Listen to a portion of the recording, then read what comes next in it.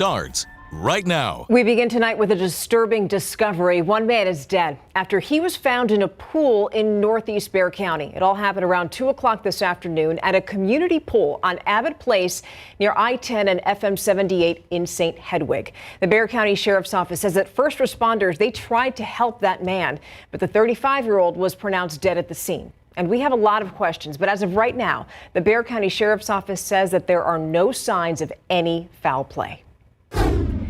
A San Antonio woman who was struck and killed in her own front yard by a fiber optic cable. Today, the family of Glenda Roth filed a wrongful death lawsuit in state district court. And the suit claims that the cable was hanging well below the required height and that the truck driver who struck it could have avoided it. Dylan Collier sat down with Roth's loved ones. She was like that brightest star in the sky. She made life fun, and she had a way of making ordinary moments and ordinary days special. The morning of May 2nd, Glenda Roth and her husband Bill were working on the front yard of their north side home. I heard the truck before I saw it. When this hauler truck ran into an installed fiber optic cable hanging in the roadway. I'll never forget it the rest of my life. I saw it go by, and the cable was coming across the top of the dumpster in midair, just like a whip. Roth turned and saw his wife of 16 years, Glenda, on her back, unconscious, with a large, deep gash above her left eye. Glenda was rushed to Brooke Army Medical Center, where she would remain in intensive care for nearly 2 weeks. Walking in and seeing her laying there, she didn't look like my mom anymore. She was unrecognizable. The damage was so severe. Glenda's family made the heart-wrenching decision to take her off life support.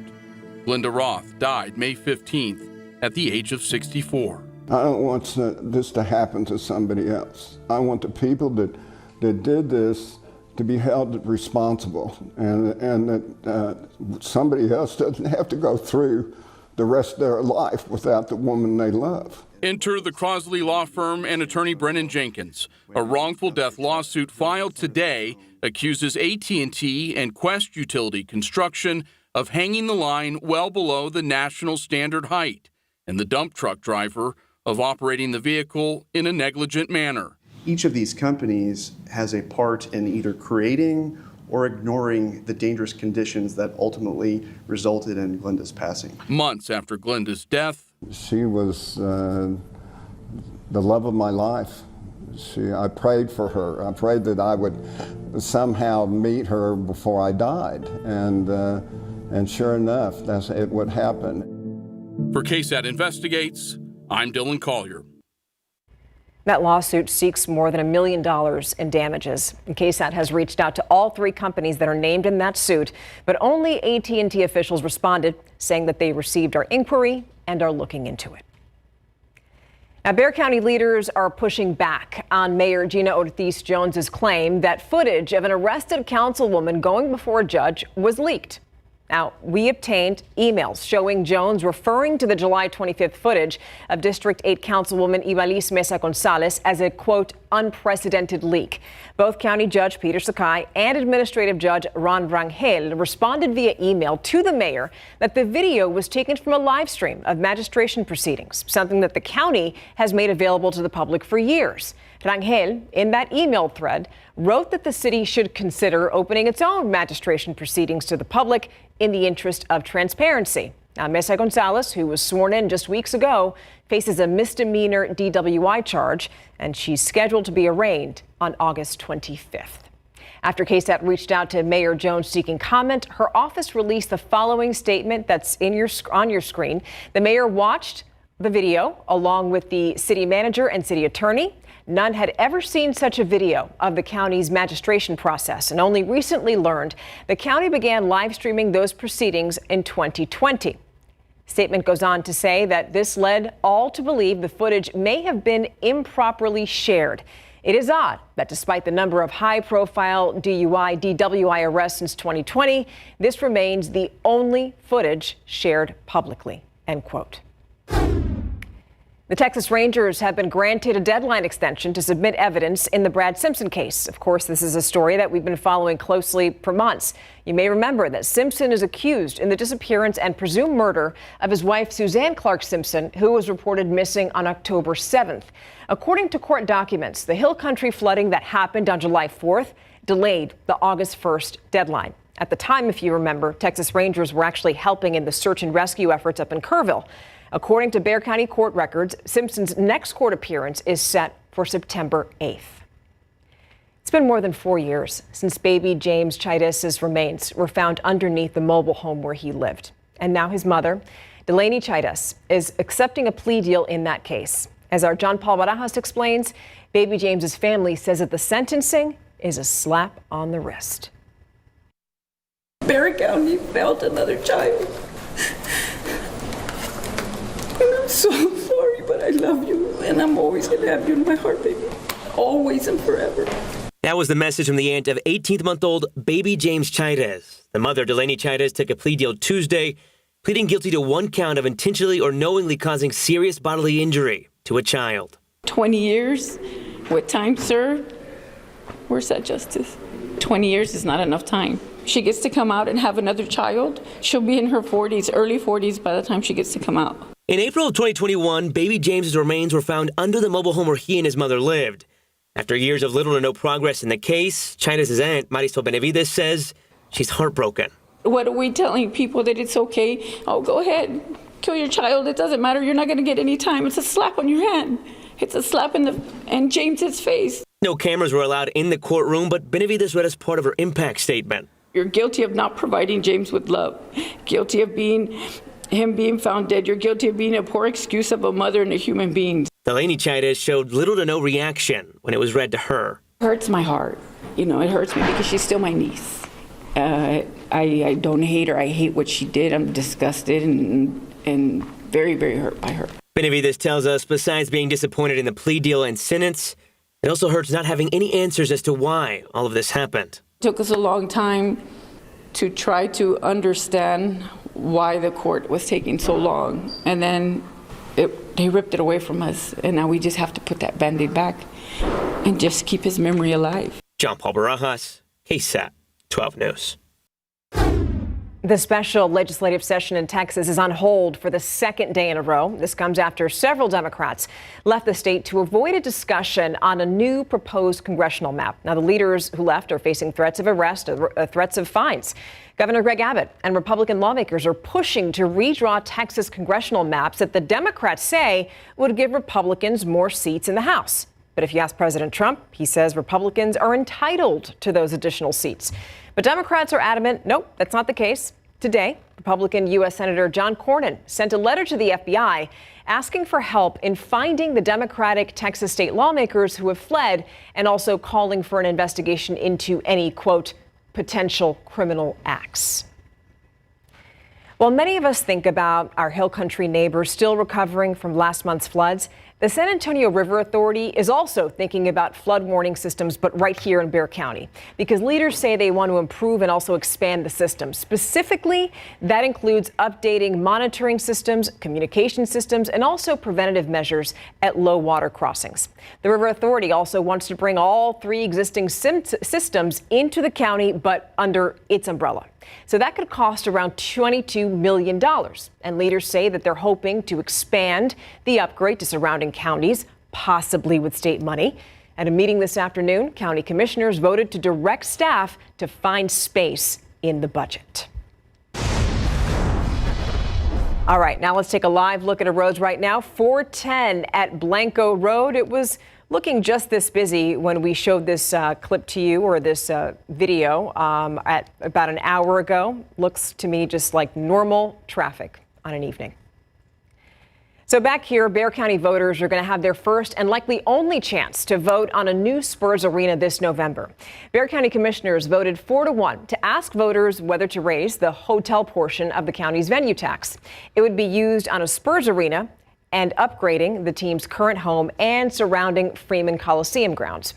Garrett Berger tells us how the fight has already started. Motion is approved. Getting Commissioner's Court approval was a highlight for Spurs Sports and Entertainment. We're very excited about the action today. We are thankful to the county and their leadership. But the buzzer hasn't sounded yet on getting public funding for a new arena, and opponents aren't lying down. This is a blank check to billionaires with our tax money. We're also one of the poorest cities per capita of NBA cities. Is that another reason why we should make bad economic decisions? Bexar County's existing venue tax on hotel stays and car rentals helped pay for the Spurs' current home, the now Frost Bank Center. Now, commissioners want voters to consider raising the hotel portion by 0.25%, not only for the new arena, but to help renovate the Frost Bank Center and the surrounding Coliseum grounds, which Bexar County Judge Peter Sakai says is the priority. We are now in a position to set a foundational piece for the east side with the renovated Coliseum grounds and facilities. But the biggest chunk of the tax raise is reserved for the arena, up to $311 million, or 25% of the price tag, whichever's smaller. If the new arena comes in at $1 billion, they don't get 311, they get 250. Supporters frame the tax raise as a cost to visitors and point out they're limited on how they can use it. It can only be used for certain venues, period. We can't use it on housing. We can't use it on mental health as much as I would like. Still, organized opposition to the arena and the city's wider sports and entertainment district, Project Marvel, has been increasing. Given the level of opposition that we have heard, there is a possibility that this fails at the ballot box. If that happens, what does that mean for a new arena? Today, we're really excited about the opportunity to go in front of the voters, and we're going to move forward with the campaign, a great message, and let the voters have a chance to voice their opinions. The arena could cost up to $1.5 billion. The team has said it would spend $500 million on the arena, and the city of San Antonio is still debating how much it will kick in. But its contribution likely would not require voter approval. San Antonio Council members are scheduled to discuss Project Marvel at a meeting Wednesday. Garrett Berger, KSAT 12 News. So here's something. Are we actually seeing more hate crimes in San Antonio? Still ahead on the news at 6, we're going to take a look at a trend that we have been seeing in Bexar County. And a little bit of activity on authority radar right now, plus some subtle rain chances in the days ahead. We're going to jump into it all in just a bit. Coming up tonight on the Night Beat, months after being attacked in the classroom, a teacher says he wants to go back. Judson ISD's board terminated Chris Johnson this spring. They say that his teaching certification expired. Johnson says that happened as he was recovering from an injury that he got on the job over at Judson Middle School. And he described the very moment that he says led to him blacking out. I went to go grab him, turn him around, and as I turned him around, he swung at me. And as he swung, I dodged and hit my head on the brick wall. After that incident, Johnson says doctors diagnosed him with a cognitive delay. Our KSAT investigates Daniela Ibarra has spent months looking into the number of teachers hurt on the job. And tonight on the Night Beat, she's going to tell us about the resources that the district says it gives its staff. From offensive graffiti to making threatening videos to stockpiling weapons for an attack. Local law enforcement officers say that these are all crimes that they've uncovered recently centering around hate. Katrina Weber shows us what one expert is saying that's driving all of this. As far as I'm concerned, this appears to be a hate crime. Bexar County District Attorney Joe Gonzalez had no doubt in March about the damage to a migrant memorial. He says the person who broke and knocked down crosses had to be filled with hate. San Antonio police believe that's also what motivated 55-year-old Joseph Veyu and 48-year-old Travis Hasten, accused in separate cases of making racist threats online to politicians and protesters. This past weekend, someone tagged Northside homes and cars with anti-Semitic graffiti. That was 2 days after the arrest of 39-year-old Nathan Henderson for allegedly threatening to kill Jewish and black people. It's worrisome because this is a multiracial. Even this block itself is multiracial. Inside Henderson's North Bexar County home, sheriff's detectives say they found guns and grenades, along with white supremacist materials. These are just some of the stories that grab news headlines, but according to San Antonio Police Department figures, things like this happen on average about 3 times per month. They say as of the end of July, there have been 21 hate crime investigations so far this year. Our community right now demand efforts to unify and to heal. Misty Hardy oversees a program with the Young Women's Christian Association that has been working to promote racial justice for more than a century. She says the current climate against diversity is fueling the fire. And this undercurrent of a message that somehow those people, air quotations, are taking our resources, our access. The solution, she says, is open communication, talking about race to prevent people from acting on it. Katrina Weber, KSAT 12 News. Now we're going to pivot and take you outside. Live cam right now, 96 degrees, nice blue skies. There is some rain pretty far away from us right now. Yeah, the coastal showers, as we often talk about, and that's what we're seeing today. We're going to see them, I think, pretty much every afternoon going forward, with some subtle chances here and there of some activity in or around San Antonio. So let's start with authority radar first of all, and you'll see nothing here near town, but you go farther to the east, southeastern Lavaca County, just outside of Hallettsville. That's where we have one downpour right now. These are pretty quick splash and dash. Nothing severe, nothing strong, nothing that would cause any flooding. And farther south down the coast and the coastal bend, basically, we've had some action popping up over the past couple of hours, and even the sea breeze starting to work its way westward. Sometimes that can kickstart its own showers. Into tomorrow, very similar situation. Coastal showers, and some of them can make it to Hallettsville, Cuero, Yorktown, Falls City, Kennedy, not out of the question, especially Victoria, Goliad. Some of our far east and southeastern counties can get these. But even tomorrow, we might have just enough instability locally where a stray little pop-up shower or two could develop. That's about it. And then rain chances shift a little bit as we get into Sunday and then early part of next week. So let's talk about the pattern and what's going to change. Upper level high, the big blue H that we are all familiar with, summer's past. It's not centered directly overhead. It's actually centered over New Mexico. So it's not completely pressing down on us like it can and it has in the past. And actually notice a little disturbance, this little dip in the upper level flow here over the Gulf causing some showers. Well, we're going to see a similar dip, a weak disturbance develop by Sunday and then into Monday and Tuesday. Nothing significant at the moment, just a little ripple in the upper level flow that can help kickstart some showers that aren't just those coastal showers that we get pretty much every afternoon this time of year. As for accumulations, right now it's looking pretty minimal. Of course, things can change between now and then, but right now looking pretty minimal, and coverage would be pretty limited as well. Actually, the Panhandle has better opportunity for rain than we do around here in South and Central Texas. So 10% chance tomorrow, 10% chance Sunday, 20% chance into Monday and Tuesday with that little subtle weak disturbance. So updated number, 98, our high temperature for today, just 1 degree above average, but our morning low is 72, and that's 4 degrees below average. Of course, the record 104 set back in 1964. So far, 9 triple-digit days so far this year. By this time last year, we had 12. This time in 2023, we had 40. And by this time in 2022, we had 56. I'd say so far, this summer's not nearly as bad. 96 right now, dew point 64, so it feels like we're at 99 degrees. And at times going forward, I think the feels like temperature will be around to slightly above 100 for a few hours every afternoon, especially by the end of the work week and into the upcoming weekend. Carrizo Springs 102 right now, Cotulla at 100. Otherwise, we're in the 90s. And by 8 o'clock, 93, 10 o'clock, 87. The typical warm evenings that we have this time of year. Tomorrow morning, mid-70s at sunrise. A lot of sunshine, making it to 99 for the high temperature and the southeasterly wind at only 5 to 10 miles per hour. So not a significant breeze. As usual, along the Rio Grande, right at triple digits tomorrow. Del Rio 101, Eagle Pass about 100, but by and large, mid 90s in the hill country, upper 90s elsewhere.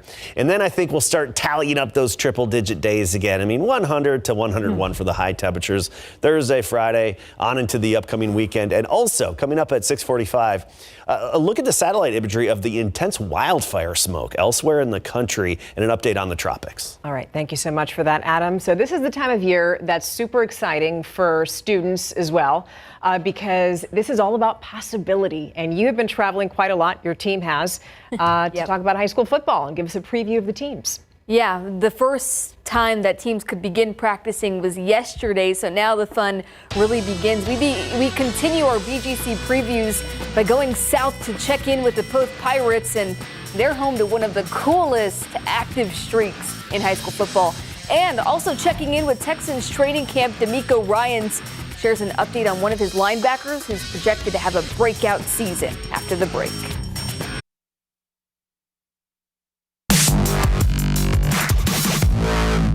All right, we are visiting with the POTH football team, also known as the Kings of District 15 3A Division II. Yesterday, the Pirates took the gridiron for their first practice for the 2025 season.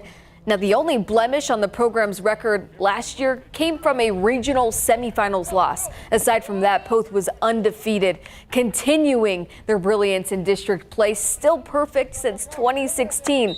But do the Pirates consider last season a success? Anytime since we've been here, anytime you don't win that last game, it's a disappointment. Every team in the state of Texas, unless in every classification except one, loses that last game, and so that was obviously disappointing. We ended up 12-1, had a really good run. Had some injuries towards the end of the year that kind of cost us, but our kids are excited to be back on the field. Again, we have a really good, talented group coming back. We have not lost a district game since 2016, and that's a big accomplishment for these kids. So, that stays on our mind quite frequently, as well as not being that team that obviously falters in district. More on that talented group Coach Luna referenced. The Pirates senior class has been instrumental in making sure POTH is always playing around Thanksgiving time, and they don't want that undefeated district streak to end on their watch. We've made a name for ourselves, deep playoff runs every year. Everybody knows in the state that we're one of the top dogs. We do carry a lot of pride doing that, especially as seniors. We have to keep that going. We don't want to be that class to lose that streak and break all the work that these classes have done for nine years now.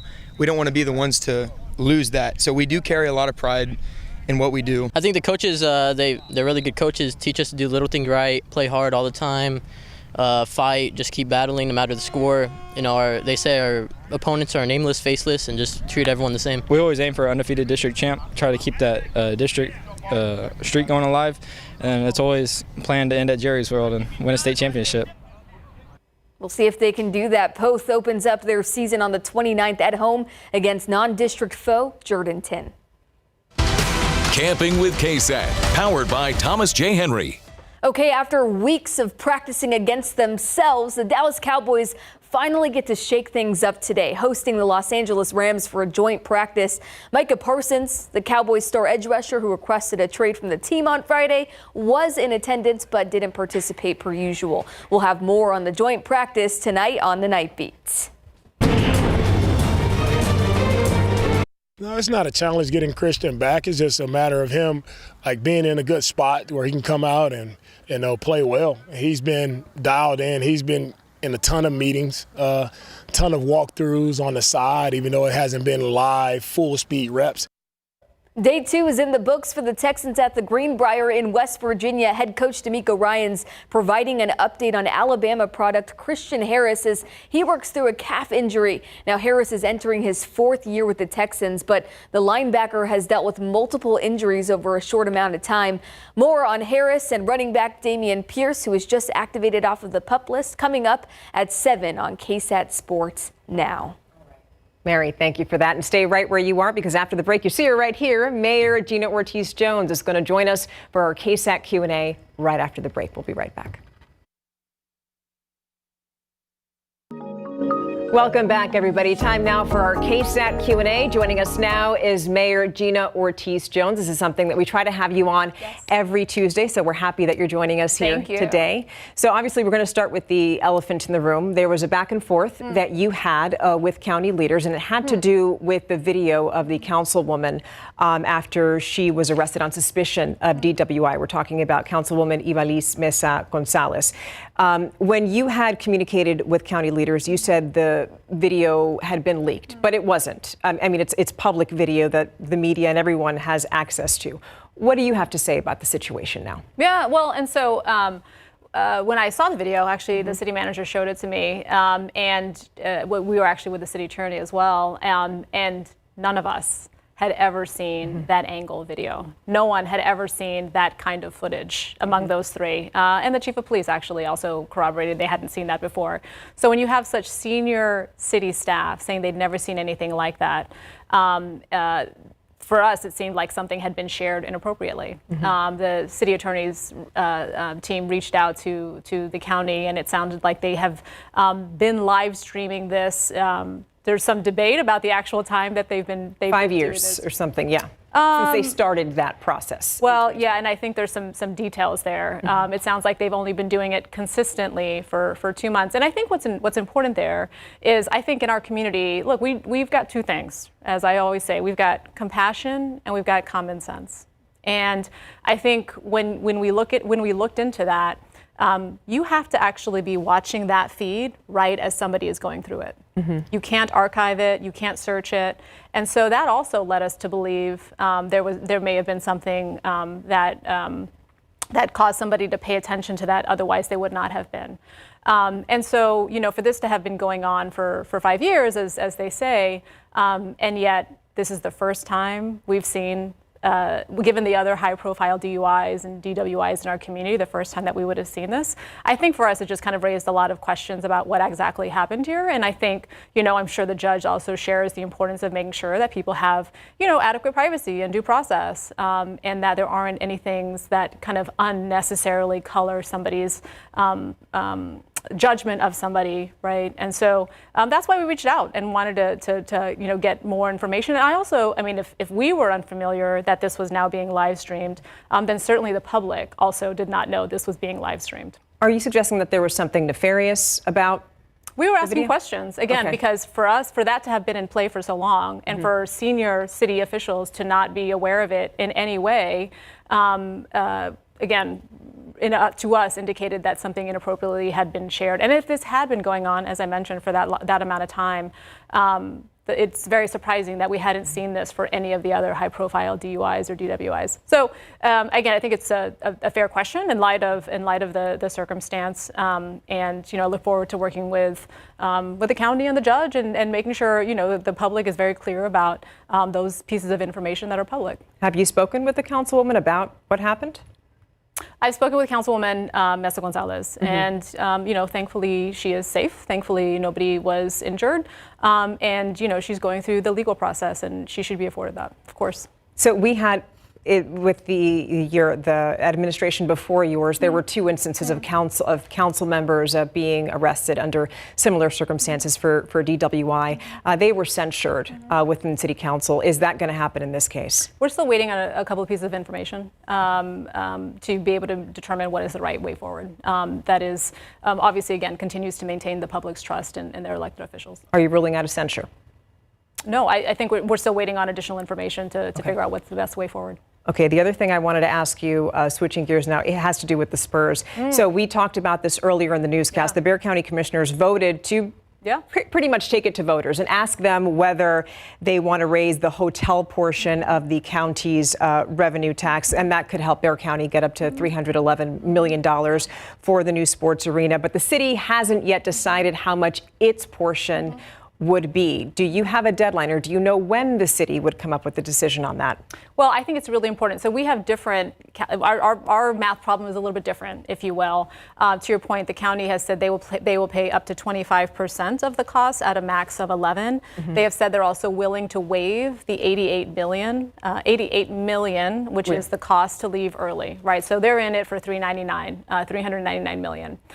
They did not negotiate a community benefits agreement, and some of the answers that we are still awaiting from the Spurs, they don't have those answers. Again, because our due diligence is just a little bit different than the county's, and their timeline was also different. They can only call an election once a year, so it was either going to be this November or next November. So I think they really felt the time pressure. We are not under those same constraints. Right. And so we have the opportunity to do our due diligence. And again, we're not looking, it's not just the Spurs Arena, right? It's all the elements of Project Marvel, which is why at the previous meeting, I really wanted my council colleagues to have as much data as possible, which was the economic impact analysis, which is public, as well as the full write-up of the Able City, the community engagement sessions, and that would allow us to best then provide feedback on the term sheet. I think no surprise for folks that, I've got a background in economics, and I found that economic impact analysis to be lacking. And so I think it's really important. Again, the voters are only going to vote on the infrastructure bond. Right. They're not voting on this arena. They are entrusting us to do the due diligence, and that is what we will do. So we've got lots of questions still to be answered, as evident by that economic analysis that was shared. Yeah, that economic analysis, and I just want to bring it up because there were some numbers that brought up in that that were brought up in that economic analysis. The firm CSL International, they're the ones who did this, and they said that the project would have an economic output of $18.7 billion and bring in $351 million more in city taxes. But when we spoke to independent economists, they said, council members shouldn't necessarily rely on that for decision making. What else are you taking into account? Well, I think it's really important that when we look at economic impact analysis like that, we have to understand somebody's assumptions, right? What are you thinking will happen? And those assumptions are important because we might not agree with those. So really laying those out is what I would argue is just basic tradecraft, basic methodology. So it's really important that we see that. I think the other piece that was really lacking for me is when you looked at the economic impact analysis that CSL did just on the arena, what they said is we did not look at their numbers. We did our analysis based on a review of the summary findings of the Spurs' consultants' numbers. So that is, I think, well short of the due diligence that folks would expect. So we need, again, a true understanding of the impact and the economic analysis for the arena itself, because there is a number of revenue streams that are going to pay for the arena as well as other things, and getting the right combination of those requires that we have a level of information and level of understanding of what the return on investment is. And the CSL analysis doesn't provide that. Okay, so I just wanted to squeeze in one final question because obviously flood mitigation efforts are on the minds of everybody. And we know that 2 months ago we had that devastating flood right here in San Antonio. Is that also being discussed among city leaders as far as how much the city can pitch in for flood mitigation efforts that would potentially save lives? It must. It must, right? I'm thankful today, the county judge shared that they're going to pay $21 million toward this low water crossing infrastructure, which is very much appreciated. I mean, city residents pay into that, so I'm glad that that money is going to come back into the infrastructure we need. Let's not forget, though, I mean, the special session in Austin right now is supposed to be looking at flood infrastructure. And let's not forget, on the state's flood mitigation plan, there are 14 projects just here in San Antonio, and if we did all of those, it's $411 million.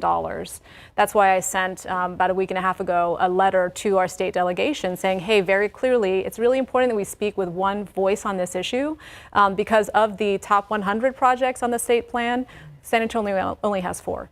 Got it. Right? So 14 projects totaling $411 million. And if we don't get any help from the state on that, we have an opportunity to help ourselves in the bond.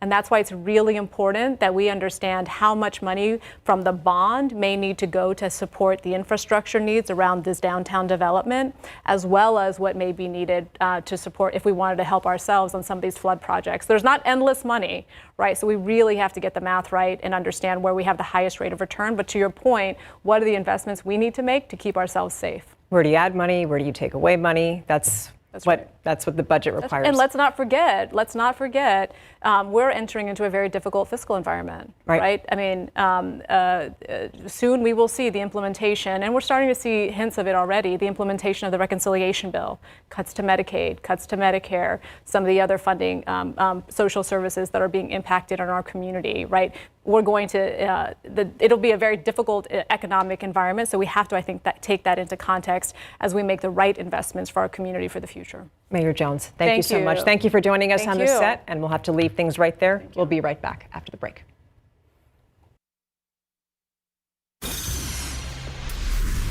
So we know school is almost back in session. It's too hot to go outside, and the kids might be bored or even spending too much time on their electronics, right? So you want them to go out.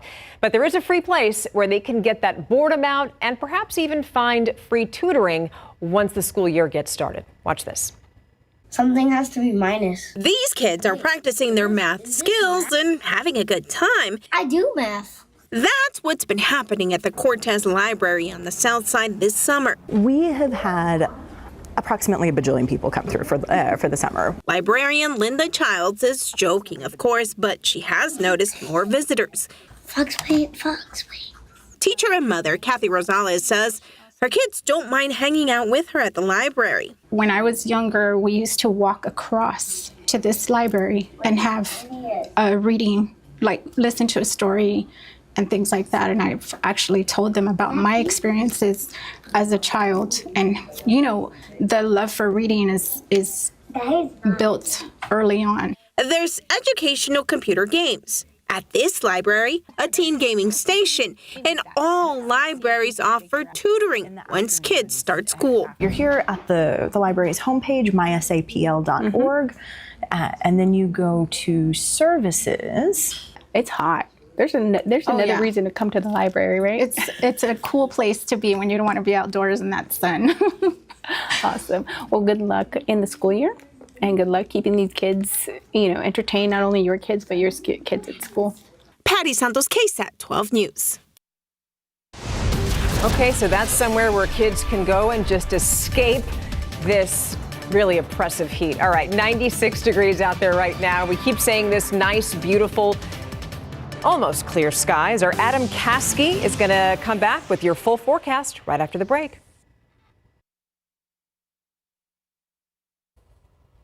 I want to start off with some satellite imagery that we have of the wildfire smoke and how thick it is, especially around the Great Lakes, New York State, New England, and up in Canada. So you see that really hazy sky? Oh, yeah. And you can even see the fires burning in parts of Manitoba and Ontario. That wildfire smoke has been pushed all around the northern section of the U.S. and even leading to poor air quality. You look at the air quality and where you see all those colors, especially the oranges, that's where it's not necessarily at its worst that it could be. See, it's still in that mid-moderate range, but still, that's where it is degraded a bit because of that wildfire smoke, which previously, like last week, it was down here in the central part of the U.S., but those Canadian wildfires, we get that smoke this time of year, not necessarily all the way down here. We often look off to the east for the Saharan dust, and there's a few plumes out there that are moving westward, but nothing that's going to make it into Texas that's going to be any bit noticeable in the foreseeable future. So the dust, not a factor right now. Very weak tropical storm Dexter. This is barely even a tropical storm in the first place. It's weakening as it heads out into the North Atlantic. A 40 to 50% chance of development, first off the Carolina coast and then also out in the middle of the Atlantic. That's something we'll watch in the coming days, but nothing that could threaten Texas. 76 degrees tomorrow morning, 90 at noon, 99 the high. A lot of sunshine, just the 10% chance of a brief afternoon shower, mainly along or east of I-35. Upper 90s again tomorrow. Today, by the way, the high was 98. Then we're at triple digits Thursday through the weekend. 20% chance of a few showers by Monday and Tuesday. See you back here in a few minutes.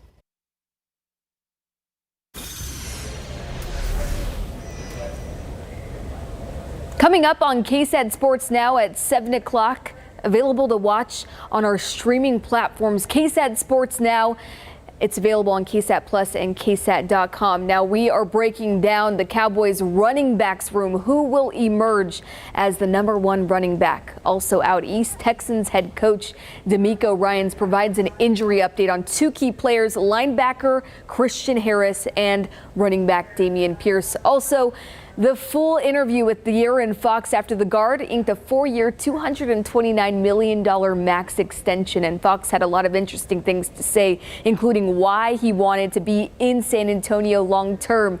And now that high school football practices have commenced, our BGC season previews are underway, and we take you to POTH, where the Pirates are home to a very impressive active winning streak. And we have your missions coverage. That's all coming up at 7 o'clock. Thank you for watching KSAT News at 6. We'll see you right back here on the night.